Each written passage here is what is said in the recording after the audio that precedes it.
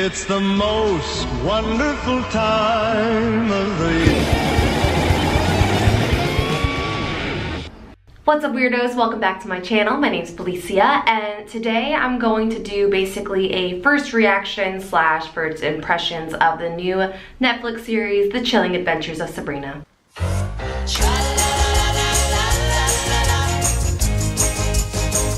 In the town of Greendale, where it always feels like Halloween, there lived a girl who was half witch, half mortal, who, on her 16th birthday, would have to choose between two worlds, the witch world of her family and the human world of her friends. Happy birthday, sweet 16. And that girl is me.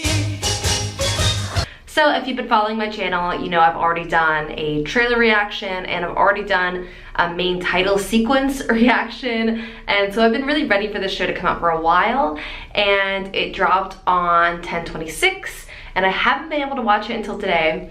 So I just finished the first episode and it was really exciting. So I'm gonna start just telling you the things that I really liked. This video is gonna contain some spoilers, so just be aware. I'm not gonna give away any like huge stuff, but there will be spoilers, so just beware. So some things I already knew I loved about the show. One main thing in particular is that color palette. So it's got a very similar but its own thing version of the Riverdale. It's got the same creators, and so it's got this sort of like very moody, spooky thing with like vibrant pops of color. Specifically in this show, we've got like the very like spooky fall, dark, scary atmosphere with Sabrina with her like bright blonde hair and bright red coat. And it's just a really nice image. It just makes all the scenes really aesthetically pleasing, and I really appreciated that. So the first character I'll talk about that I really liked, obviously, is Sabrina. So in this version of her story, I just really like that she's super smart, she's quick-witted, she thinks about her decision making in a way that an everyday teenager maybe wouldn't. She's really thinking through this choice, and she doesn't want to just do it because everyone's telling her to. She wants to figure out more information, and she's just, I just really like the character in general. She's like very wise for her age. And she also really cares about the things in her human life. Like she's like starting this club at school for like women to help women. She's like very like politically conscious, and just like an overall like badass young female character. And I think that's really nice. It's like really great to have that sort of female representation in a show right now, and the fact that it's spooky is just like, you know, icing on my cake personally. I also really liked the aunts in this, Zelda and Hilda Spellman. Zelda, she literally has this like cigarette holder every scene. She's smoking a cigarette, but it's in one of those like long cigarette holder things. I don't know if you know what I'm talking about, but it's like kind of specific. And it's a lot, but it's like really fun, and it's like very like, oh, that's that character, that's who she is.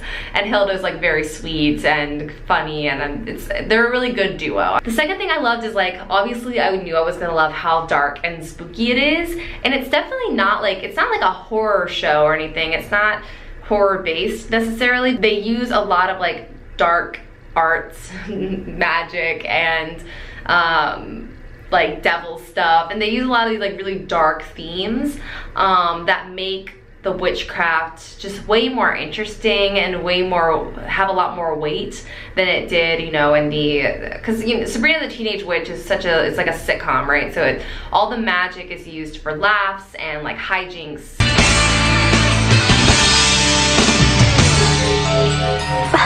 As if.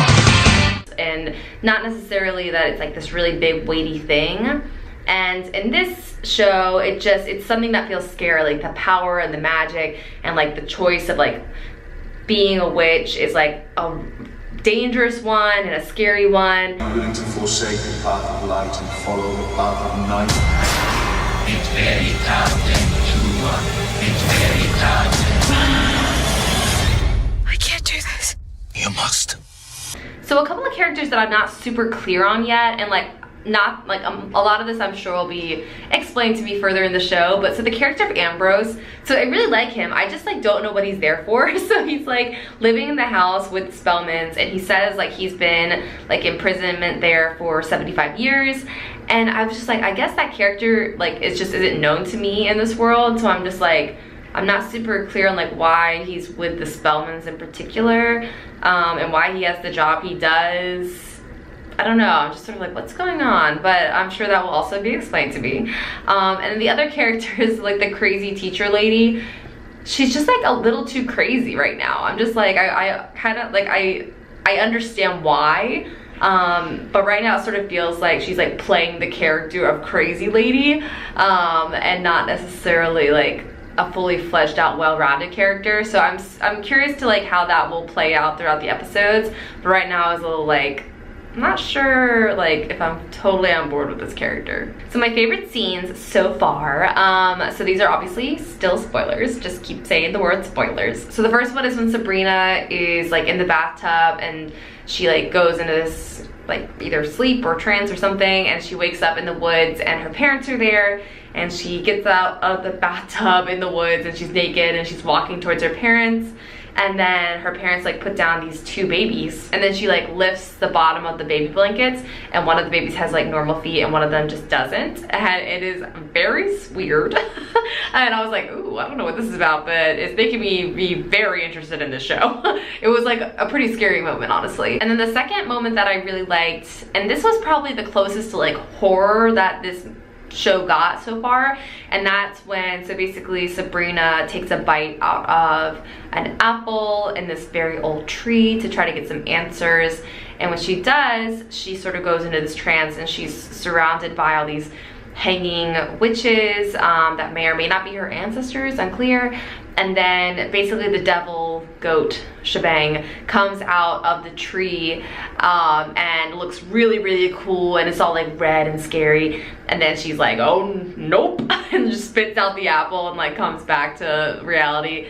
And it's a really fun, cool moment, and like definitely like sort of on the more horror side of that the show gets. And yeah, I think those are sort of my initial thoughts so far on the series. So far I like it, I'm excited about it. I'm probably gonna keep watching episodes as I go to bed tonight. But yeah, overall I really like it. It's like what I've always sort of wanted from a witch show. It's always what I wanted from Charmed, but was like never gonna get. It's what I wanted from like, just like, I can't even think of any other witch shows right now, but even, what was that? The Witches of, what was that show? Oh, Witches of East End. There we go. Witches of East End. And when I watched that show, I didn't watch a lot of it. I watched like a couple episodes and I was just like, this is just not enough. Like, I understand they're trying to be scary. I understand they're trying to be witchy, but like, it just wasn't enough for me. And this show feels like it's really got a lot more research and stuff into it that makes it feel more specific, and that's more enjoyable for me to watch, and more of like what I want out of a witch TV show. But yeah, those are sort of my initial thoughts. I'm really excited to watch the rest of it sometime soon. Once I finish it, I will of course put a review up of the whole series. And this isn't even a review, like I'm not doing my ratings or anything. This is really just my like initial thoughts. But yeah, thank you all so much for watching, and I will see you in tomorrow's video. Have a nice screen. Bye!